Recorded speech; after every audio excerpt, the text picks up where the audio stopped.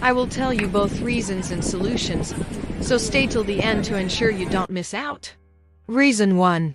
Insufficient funds as shown in the proof of fund. This happens when you or your family members are funding your study. Most times, students don't even show a clear understanding of how much they will need for 1 year of studies. Although, some school websites these days will state how much tuition costs for their program, and some even go as far as to tell you expected yearly living expenditure as an international student to help you make an appropriate budget. This is so just because it is stated that, for instance, in Canada, international students need a little over $20,000 doesn't mean that the proof of fund documents will be $20,000. This is so because the figure above is only for living expenses as an international student without any dependent moving to the country of study with you. So to study currently in Canada as an international student, you will need a minimum of about $30,000 depending on your school fees. Solutions. 1. Select schools where you can afford their tuition. 2. Seek admission in schools that are eligible for international student loans, example, Empower, etc.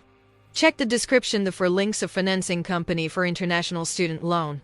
3. Do jobs that can pay you in dollars, especially if you live in Africa.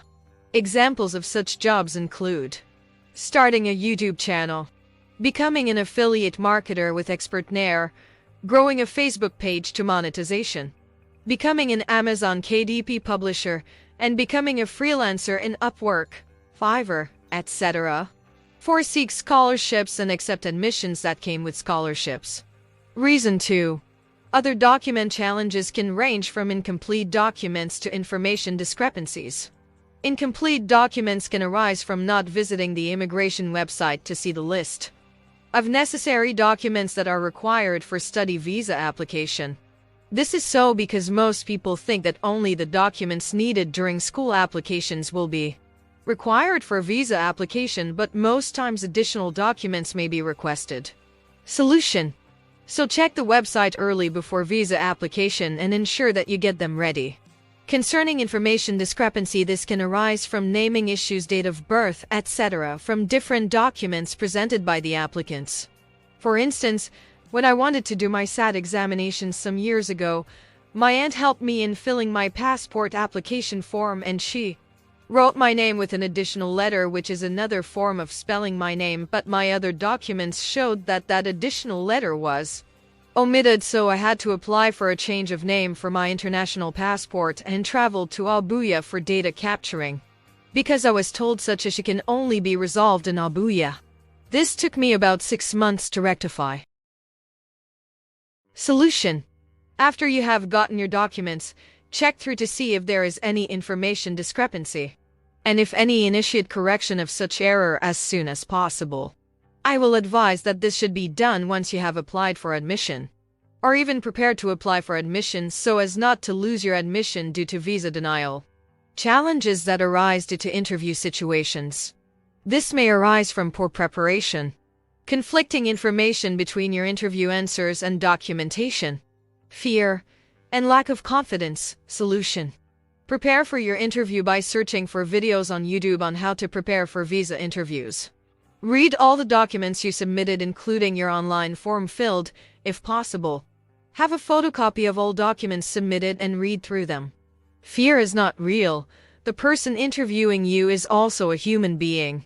And if you give in to fear, you can become anxious and make mistakes when questions are asked. And this can be interpreted as you not being truthful. Build your confidence by having a positive affirmation statement you recite days or hours before your interview. Arriving at your interview late. Reason 4. Not indicating intention to return home. This can also be called no proof of family ties. This can be seen from both the documents submitted and from the answers given when questions are asked. Note that sometimes the questions are asked indirectly.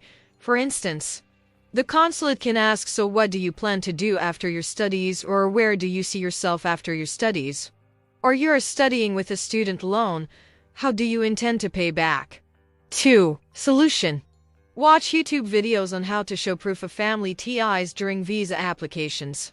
If I were asked any of the questions above, this would be my answer. Question. What do you plan to do after study? Answer. I will return home and seek employment with so and so, or I plan to work with so. And so I will name companies that are based in my country. Question: where do you see yourself after your studies? In this question, you can choose not to say you will return home. You can just state the activity you will engage in, applying the skills and knowledge you have gained from your studies. Answer: to start my own business, or work with government officials to inculcate this, that, and that.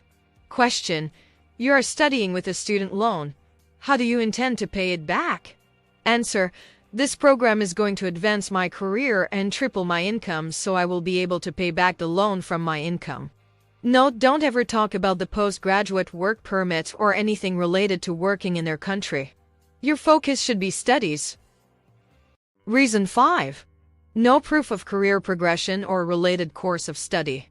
This can come from having a bachelor's degree but wanting to do a diploma course, or having a bachelor's degree in linguistics and wanting to do a master's in economics. This could show that admissions are just a means for you to gain entrance to their country and that your true intention is not to study.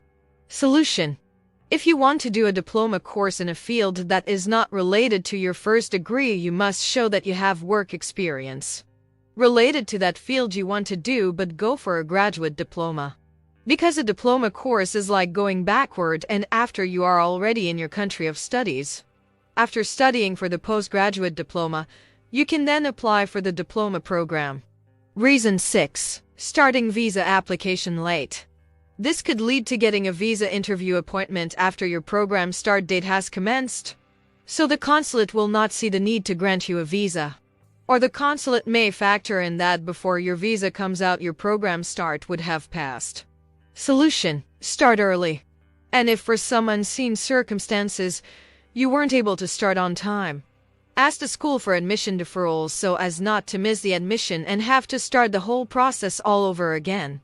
Reason 7. Medical condition. This happens when one has a communicable disease that is of public health significance.